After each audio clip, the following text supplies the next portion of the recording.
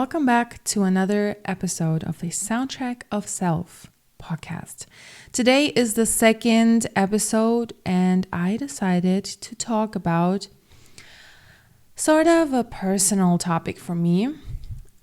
It's about parents, mental health struggles, and creative blocks as an artist, and how all of that may be connected to one another. I will start by talking a little bit about my childhood, about how I grew up, and what issues that I encountered with my parents.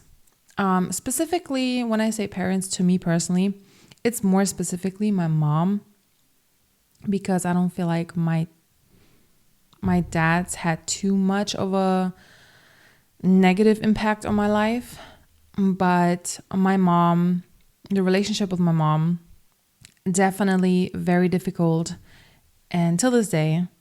But how all of that had an effect on me growing up, and then on my music, my mental health, and that resulted in, me not wanting to do music, me not wanting to release music, or it not being perfect enough. So let me start by talking about my childhood.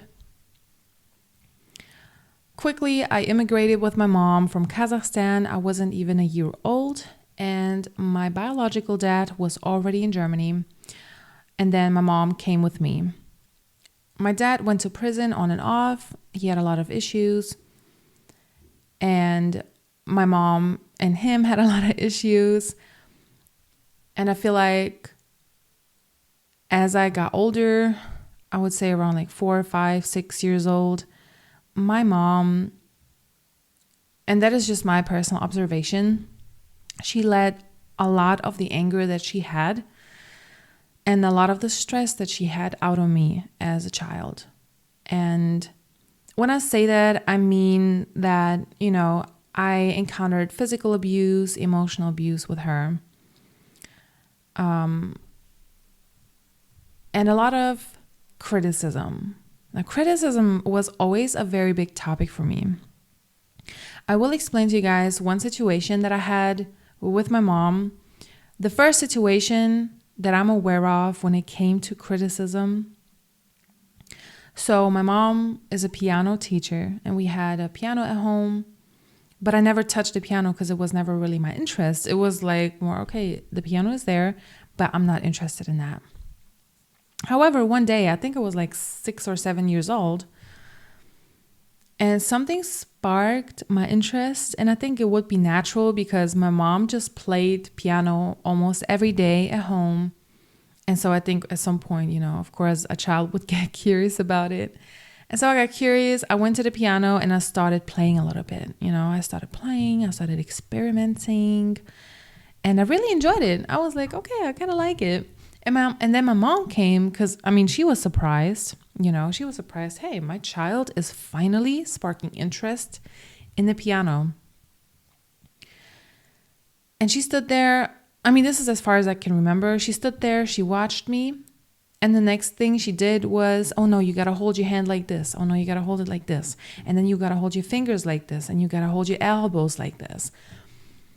So I feel like instead of being like, wow, my child is finally sparking interest and I'm so happy about she's, having this curiosity about the piano, it was more like, well, finally she is sparking interest and curiosity for the piano, but she's not doing it right. And so that's kind of how it felt like when I think back to it. And whenever I talk about it, back then I didn't realize, of course, I was too young.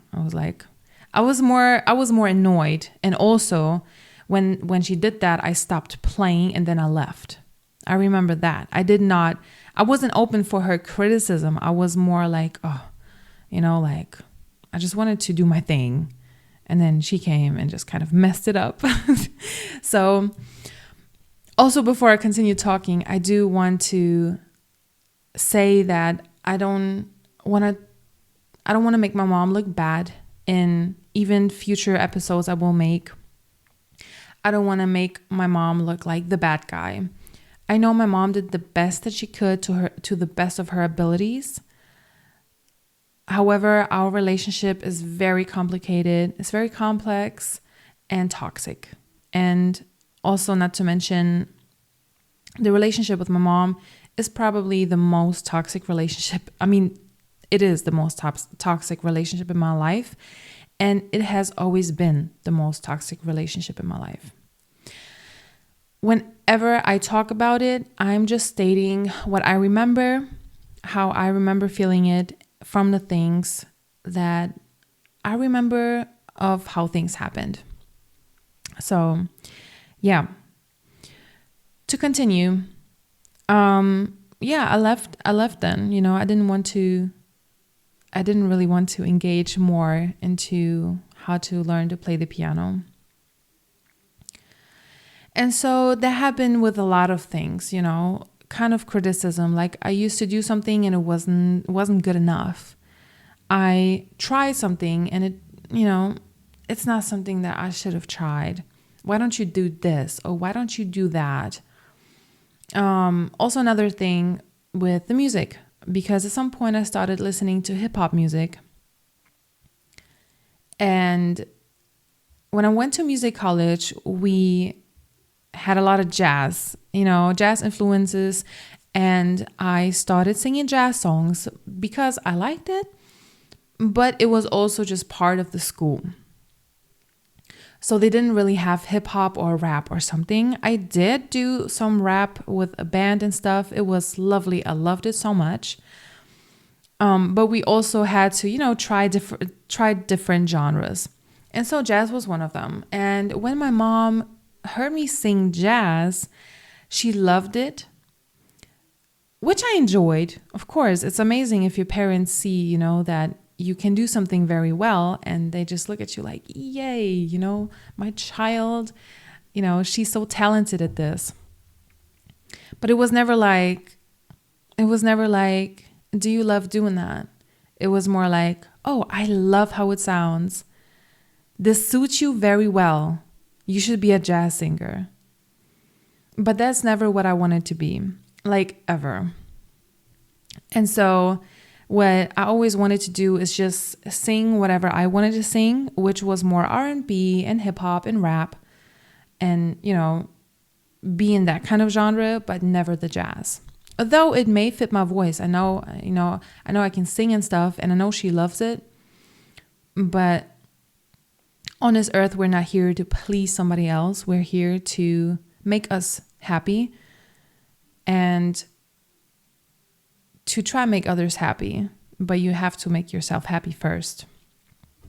So it was more like, oh, well, you should be a jazz singer. Don't do the hip hop music. Not to even mention, when I first started listening to hip hop, she was more like, oh, turn it off. That's stupid music. That's music for uncultured people. That's music for junkies, for drug addicts, and all that stuff. So she was always criticizing me for, the music that I listened to. She was criticizing me for the music that I make. So this is why I never rapped or did hip hop at home. I only did it whenever she wasn't home. And funny enough, I now remember that my parents, my dad, my stepfather. When I say my dad, it could mean both. It could be my biological dad or my stepfather. But my stepfather is kind of like, he took me on as his own child, so he's my dad. But here I'm talking about my stepfather. So my dad and my mom, they gave me a little hardware where I can record stuff. And I did. And I experimented a lot. And my mom, she's seen me enjoy it and everything. But she really loved when I sang ballads. She loved when I sang very emotional stuff. And I thought I liked it for the longest time too. And then I sparked the interest, I sparked the curiosity in hip hop, and then I started rapping, and I was like, ooh, I kind of like it so much more. And I did. But I knew my mom wasn't going to like it. I knew she was not going to support it. And so I never rapped in front of her. And whenever I used to experiment on this hardware and record something, I used to always wait until my mom is not at home. And then I could record whatever I wanted to record. And all that other stuff, yeah, I wanted to record ballads too. I really liked it. But when it came to experimenting, I always used to wait until she's gone because I was ashamed. I didn't want to get criticized. So I was like, I'm going to do my thing in peace, you know? So yeah, this is kind of how I grew up. There is much more details, you know, that had to then do with my mental health. But the criticism, I feel like, played a huge, huge role. Also things like whenever I used to get a grade D or, I don't know, a B maybe, my mom, I was like super happy. I remember one time I got a B in math and I was super happy because I'm not good at math and I used to not be good at math. And I came home and I was so happy. I finally got a better grade than a D or an E in math. And she was like, oh, well, that's good. But you can get an A. Why isn't it an A? And also with other things too. You know, whenever I used to bring home like a B or a A minus, she used to be like, why isn't that an A1? Why isn't that an A plus? You know, why isn't it the best grade you could get? And that does something to you, you know, that makes you feel like you can never do enough, no matter how hard you actually, you know, do or try. And so even when I went to singing competitions, like I went to singing competitions and I won this regional prize. It's a regional prize. I won the first place. And she was like, that's good. But, you know, unfortunately, it's only the regional prize. Unfortunately, it's not the state prize, you know, or the country prize. So it was always like, well, that's good, but why isn't it better? That sort of dynamic. And so as I grew up, this kind of criticism played a big role in the expression in my music. Now, before I dive deeper into my music, I do want to talk about some mental struggles that I developed through my childhood and my relationship with my mom. And that can look different for you, you know. You may have a very difficult relationship with both of your parents or with your dad, and that may be very different, but it has effects on your mental health, and that can reflect in your artistic being as well.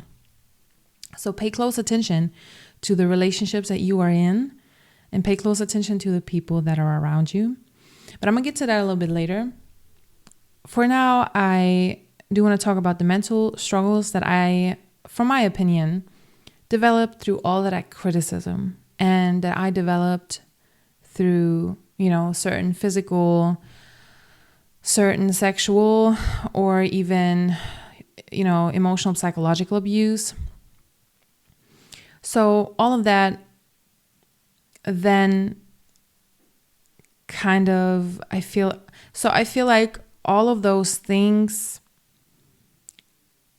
they have developed a depression in me. And I had a depression early on. When I say early on, I mean like 10, 11. You know, this is also, puberty kind of started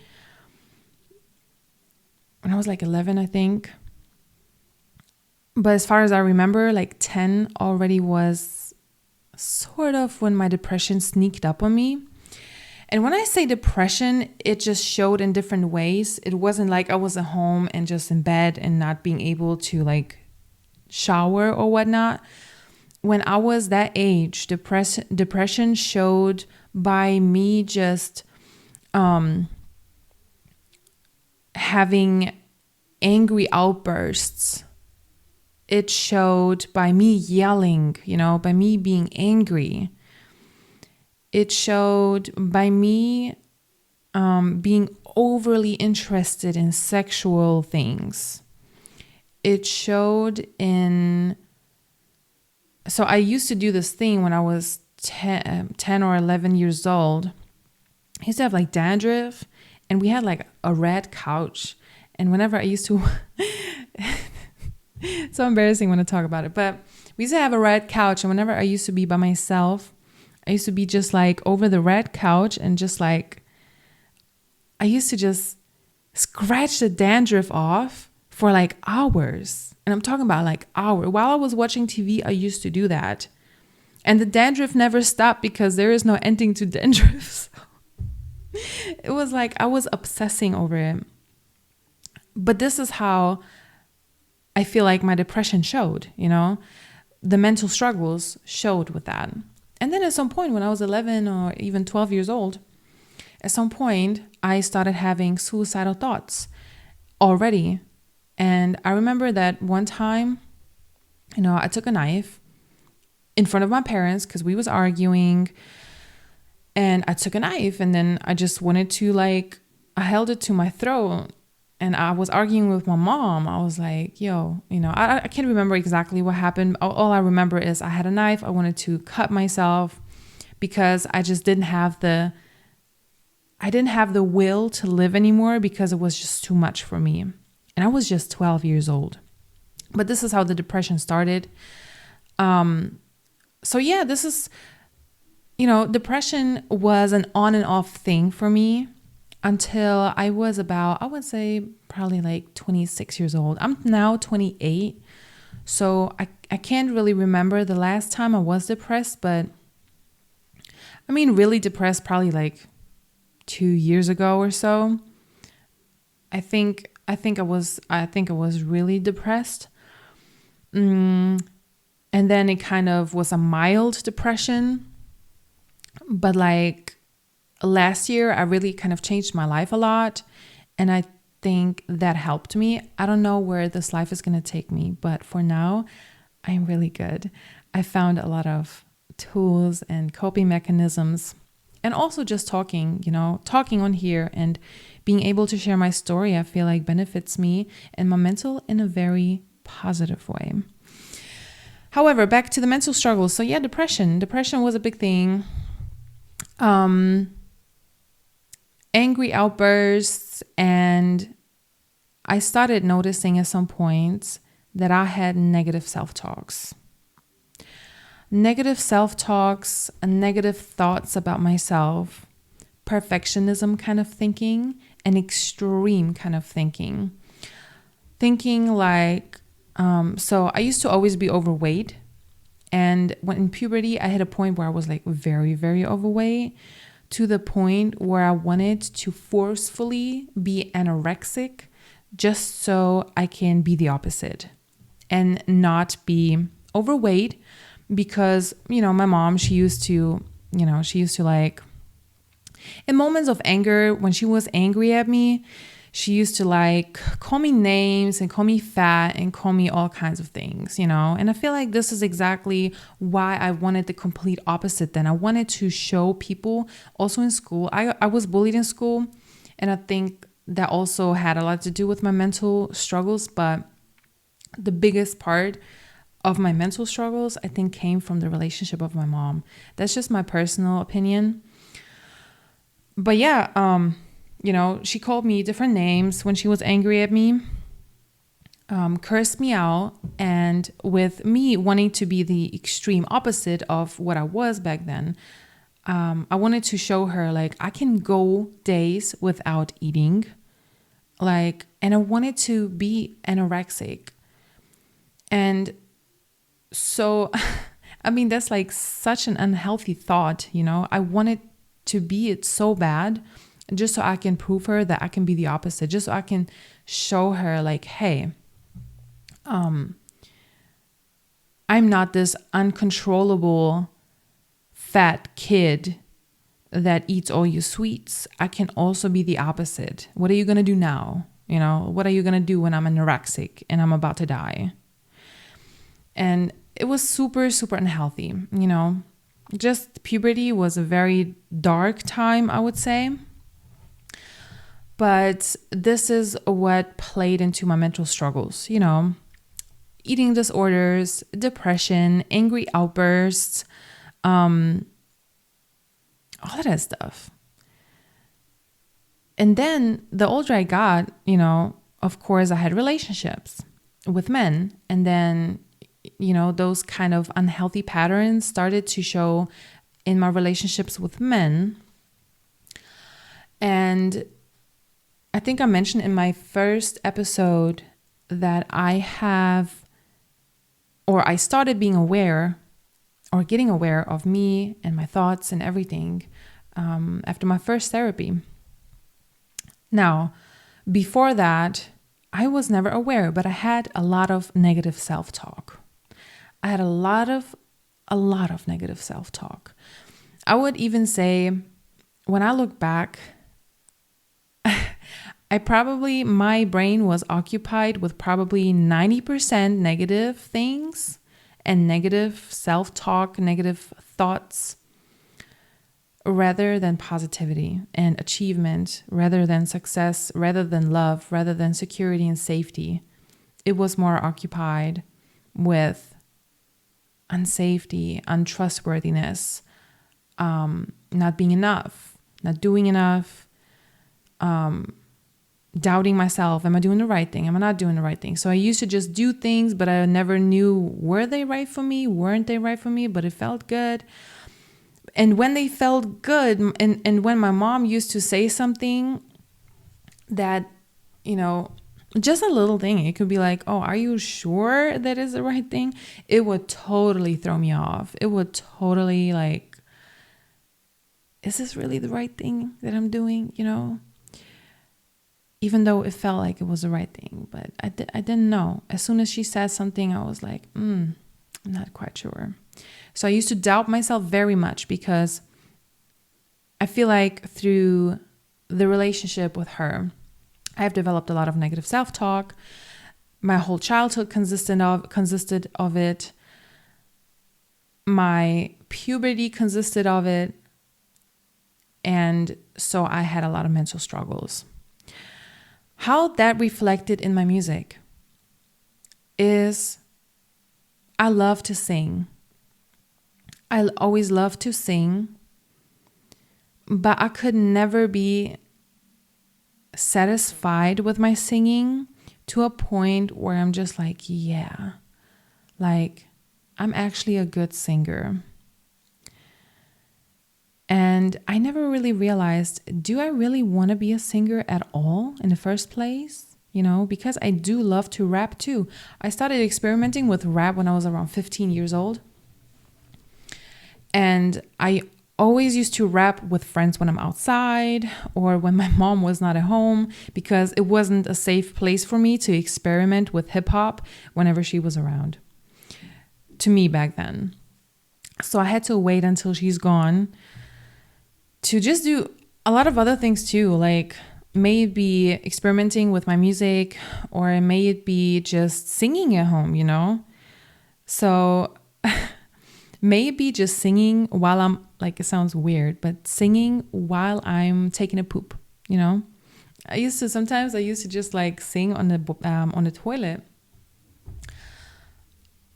But I was never safe to sing around the house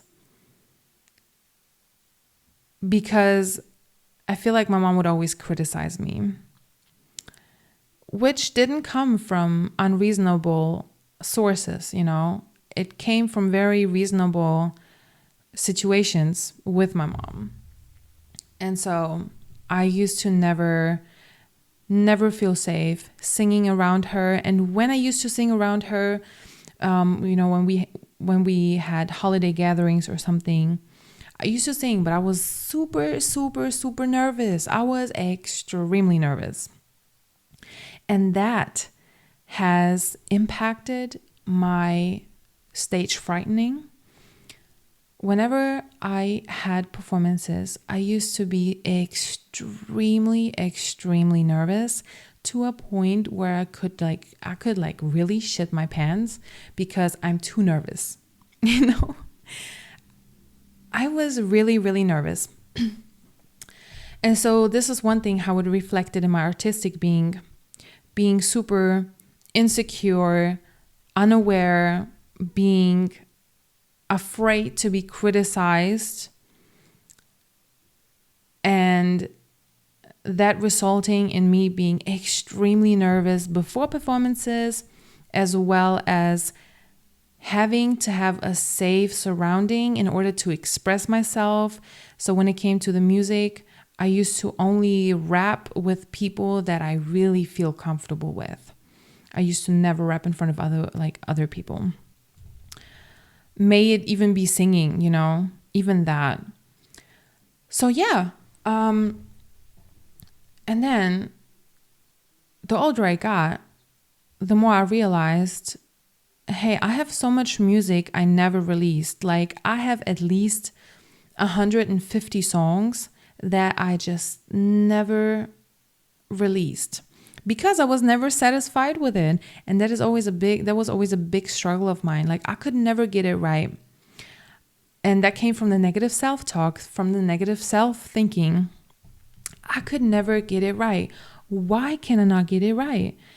Why is it so hard for me to make it sound good to me? And what I feel like really happened was, why can I not be good enough for me? And that came from the way I was raised. Now, when it came to my music, furthermore, it was even now to the point where I realized singing is not truly what I want to do. I love singing only when I feel like it. And now, through a lot of self-work and therapy and through a lot of experiences, through a lot of talking about it, I've realized as an artist, I want to do whatever I want to do. And it starts with me. It starts with me being aware of what happened to me, where all those thoughts come from, all these patterns come from. Why do I never release my music? Why am I never satisfied with how it sounds? Why am I so extremely frightened before going on stage? Now, I always loved being on stage, but I was always very nervous. And I could never express myself on stage because I was always nervous of what people are going to think. And, again, being afraid to be criticized because that would hit a sore spot with me, through my childhood experiences. So that reflected very negatively in my artistic being. All of those childhood experiences and things that I've went through with my mom. And then also in school, developed all of those mental struggles. And those mental struggles reflected in my artistic being to the point where I had creative blocks. And I remember I had a creative block one time. And I started being aware of that too. I was never aware, like I said, until my very first therapy. And then I was aware of my creative block. And I was like, okay, what is going on here? Why am I not creative? Why am I not creative? What is going on? Why can I not write? And I want to talk to you now about creative blocks. Through my story now, you have a little bit of an idea where a creative block can come from. And yes, a creative block can come from mental struggles, and mental struggles come from beliefs that you was taught. They come from traumas you have encountered. That comes from self-talk, from negative self-talk. It stems from your childhood.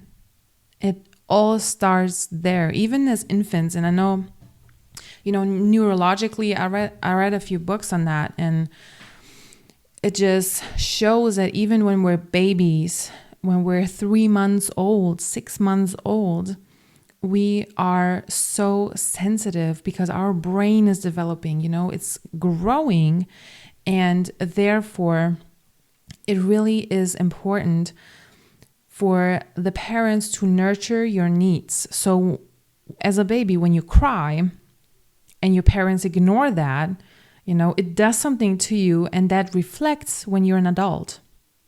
Totally unknowing, because you start being aware at a certain point. And from then on, you can shape your opinion about why you have certain mental struggles. But before that, it already starts with certain things that happen before we even consciously aware of what is happening. I hope that makes sense. But creative blocks as an artist, they stem from mental struggles. Creativity, that's just in my opinion, right? I'm not a guru or anything, but in my opinion, creative blocks stem from mental struggles such as insecurities. I'm not good enough, or it's not sounding good enough, and I cannot finish this. And why do I have to restart it like 300 times in order to get it right, and it's still not right?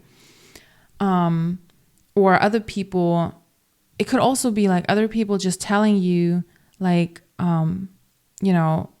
not really doing good music, and you hearing that all over again from different people, and you barely have a support system. That can trigger a creative block. Essentially, what I'm trying to say is a creative block, in my opinion, comes from mental struggles that you're dealing with internally. Now, not to mention that most importantly,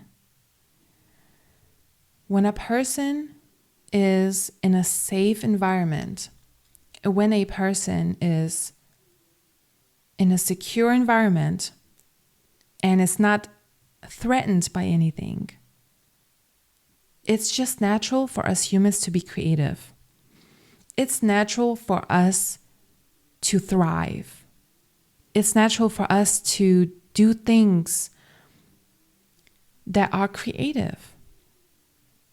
So when you are in a fight or flight mode, and you are under a lot of stress and under a lot of pressure, under a lot of maybe mental, emotional, psychological, maybe physical stress, your body doesn't have the safety in order for you to be creative.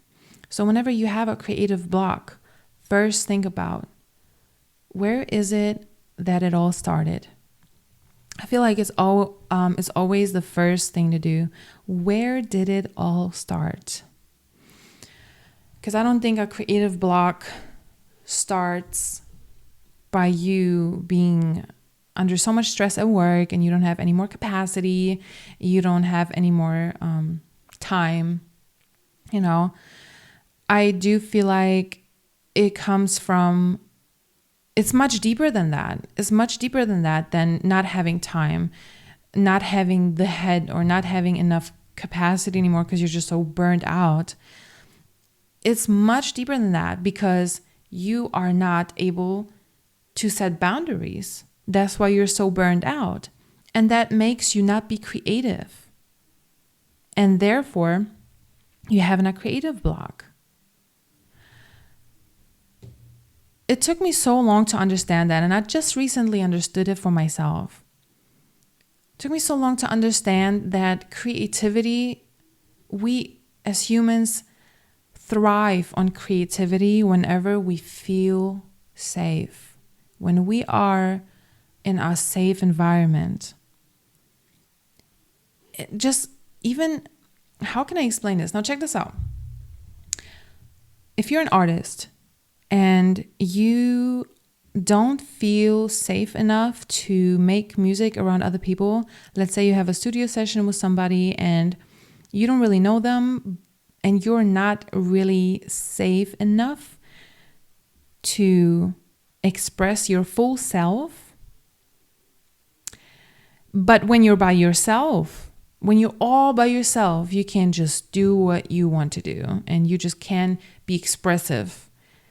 It's because you're in a safe environment. It's because you're safe. You know you're safe by yourself. You know you're good by yourself. Nobody's there that could be a potential threat. And when I say a potential threat, I mean in a sense of criticism, in a sense of they could say something negative about you rapping. Like, why are you rapping like a little kid, for example? You know, something that could trigger you, something that could trigger your emotions in a way. So when you have a creative block, it's important, I feel like, to dive deep first and foremost to where did it all start? What are your deepest insecurities and where do they stem from? Now, I've made a couple of points, a couple of tips, and I hope it could help. Those things helped me tremendously. I wrote those tips down because those are things that I learned through a lot of self-work and through a lot of therapy and through a lot of experiences, through my own music, through my own artistic being, and through my own life. Now, first and foremost is your inner healing. If you struggle as an artist, and that's not only with the creative blocks, but in general, if you struggle as an artist, when it comes to criticism, when it comes to not knowing what it is that you want to do, when it is to, you cannot get it to sound right and you get frustrated with yourself. Now, it's healthy to a certain point, you know, to not be satisfied right away with everything you're doing. You want to strive for greatness too, you know, I understand that. It's important. So be realistic and be a little strict, but have a balance. That's all it is about. Have a balance. Don't let the criticism get overboard. The criticism towards yourself. Like, why can I not get it right? So first, start with the inner healing. Identify your emotions, identify your triggers, and if you don't have access to therapy, I always will recommend therapy to everybody. If you have a good therapist, it can be life-changing. If you don't have access to a therapist whatsoever, then you can try, this is how I started it, try Googling it, try YouTubing people, try YouTubing people's stories, try YouTubing stuff like how can I work on my insecurities, just for example. That's already a good first step, you know, towards self-work. Journaling, it could be either writing things down, physically writing things down, or on your computer, or even journaling on your phone, voice memos, you know. You can, I don't know how it is on the Android phones anymore. I used to use Android. I can't quite remember, but I do think they have apps. I mean, they have apps for voice recordings. I did a lot of voice recordings because I never was a type to like write things down too much. But journaling, you know, I'm telling you guys, journaling can be so helpful, and not right away. Don't ever expect results right away. It will help over time though, but not right away, because that's putting you pressure on it again with an expectation that is not really realistic. You journal one time and you already see your life changing, you know. It's a process. Life is a process. So yeah, other than that, try talking to friends. If you have some really good friends that don't criticize you, that don't judge you, for sure talk to them. Talk to them, be vulnerable. Let them know how you feel. Let them know what you're going through with your music or even in personal, But the most important thing is to do your inner healing first. Do your inner healing, because when you do your inner healing, you can find your safe space, you can identify your safe space, and you can create your safe space independently from other people, independently from situations. There's a big difference between somebody that is chasing you with a gun, trying to shoot you, and a big difference between you being in a room full of people where everybody's talking and you just don't want to express yourself because you're scared and you feel threatened by too many people that are not even doing anything to you. There's a big difference between the different type of threats that we have mentally. And in the fight or flight, when we are under the stress, we cannot create. We cannot be creative. We don't have the capability, because our body, all the energy of our body is going towards surviving. And when we see something as a threat, maybe somebody chasing us with a gun, the brain doesn't make a difference between that scenario and you being in a room full of people and just being threatened by having so many people around you when they're all just chatting with one another. The brain does not know the difference. The state is the fight or flight. And that can create, your stress response, in which you will take the energy from your body to survive mentally, physically.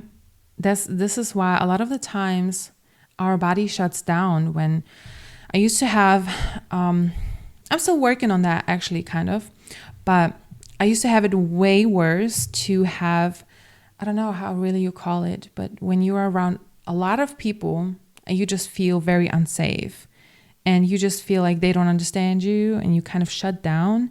So you just not talk to people. You get panic attacks and shit. You get all that stuff.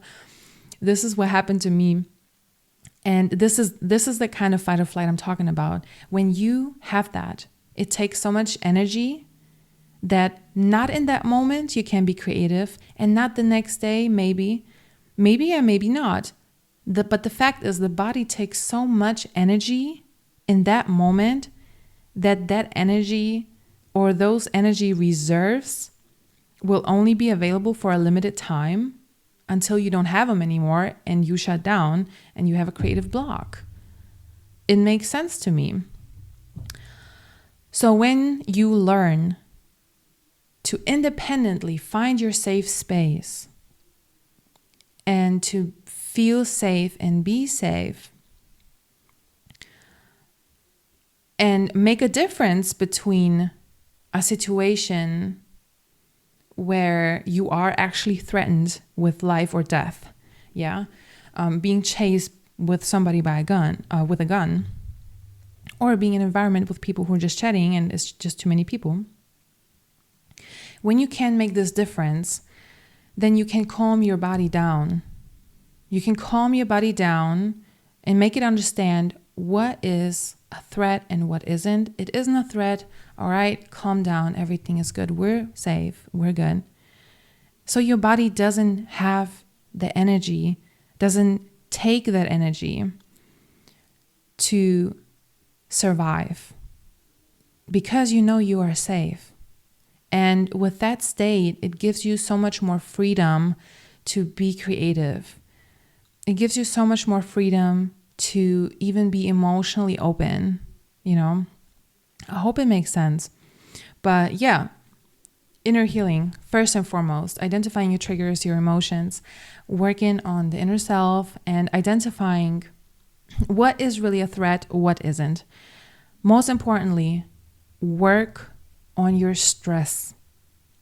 If you are stressed and overwhelmed, find ways to either have boundaries that you didn't have, limits that you didn't set, or find balances you did not have.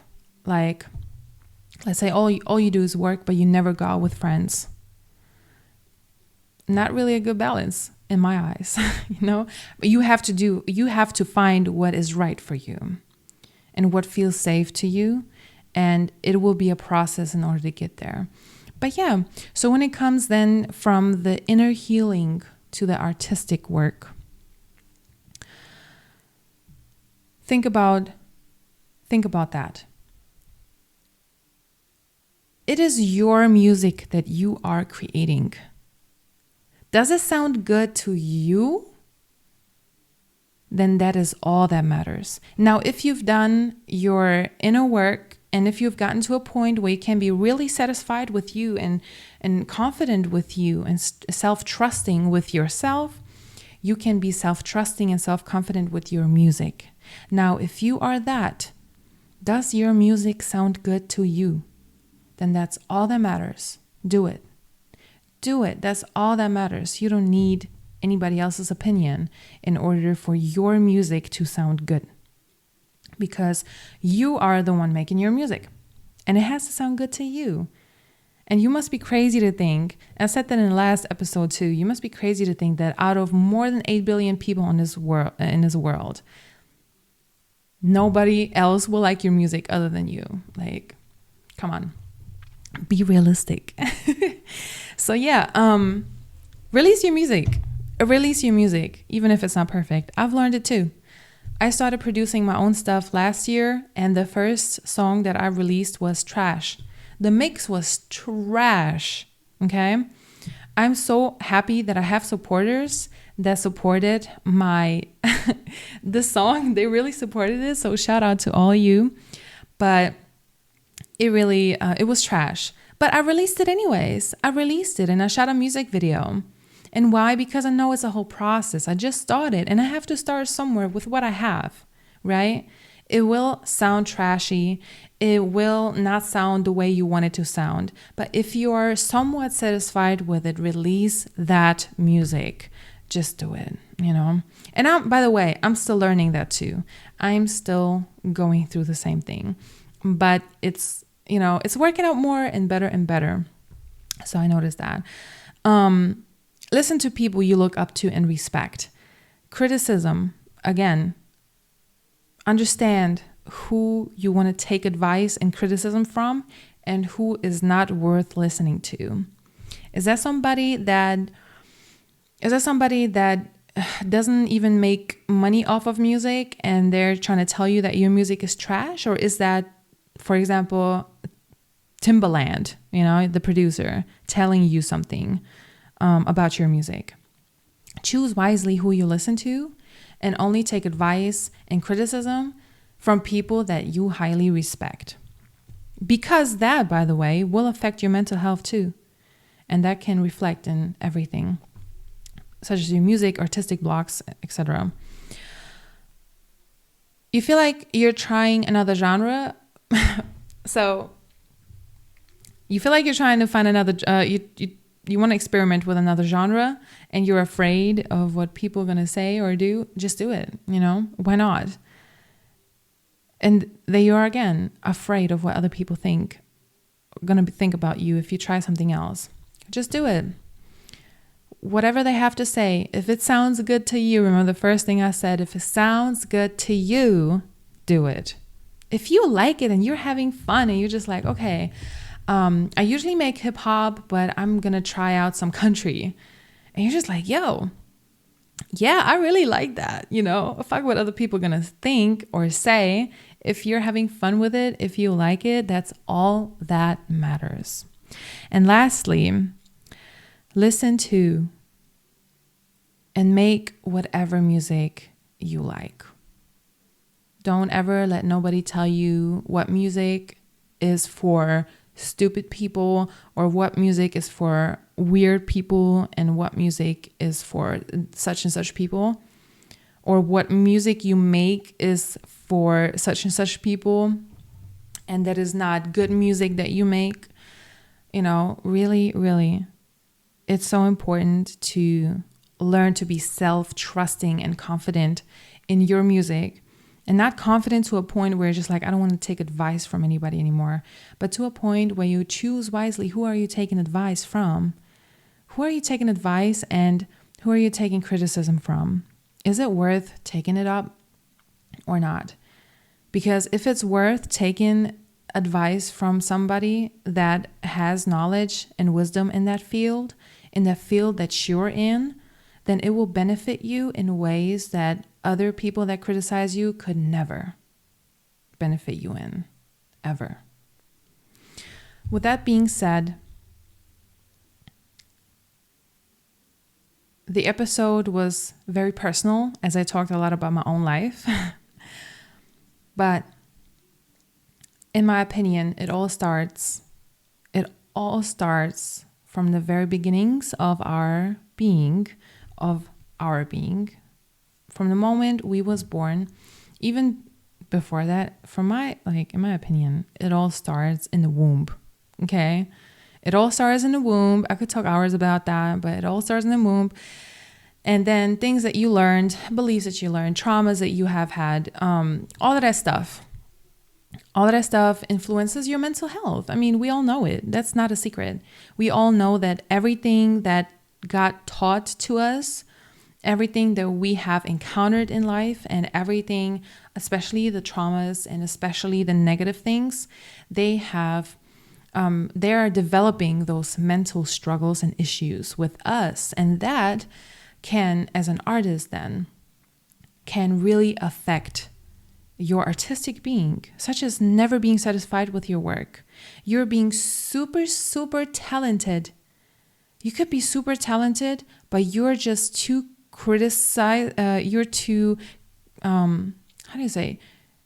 you criticize yourself too much to the point where you just stop making music because you feel like you can do it, even though you're like extremely talented, and it makes you happy. You're super happy when you do it, but you don't want to do it. And this is all blocking our blessings, essentially, You are blocking the universe's gift to you by everything that you let affect you just because you're struggling mentally and you haven't yet figured out a way to find a balance and to find a healthy way to deal with things and a healthy way to heal and process things that happen to you. And as soon as you did that, and as soon as you do the work on yourself, because nobody else is responsible for you, as soon as you do the work on yourself and you are learning things that you have never learned before that give you an amazing path into your bright future, you will feel safe. You will feel so much safety and love and warmth around you, and just in general around your life. You will see it. It will reflect. And that gives you enough space to be creative in the best way that you can be. Creative in many ways, in whatever makes you happy. And that is the most important part. Do you be creative? And if you're happy by doing that, that's all that matters. Now, my motto of life is always do what makes you happy and do the best that you can in this life, and hurting as little people as possible along the way. I mean, realistically, it's not possible to not hurt anybody, but hurt as little people as little as possible. But do what makes you happy, the best that you can. And with that, my guys, my people, my beautiful audience, I'm closing off this episode. Thank you so much for watching, and I'll see you next time.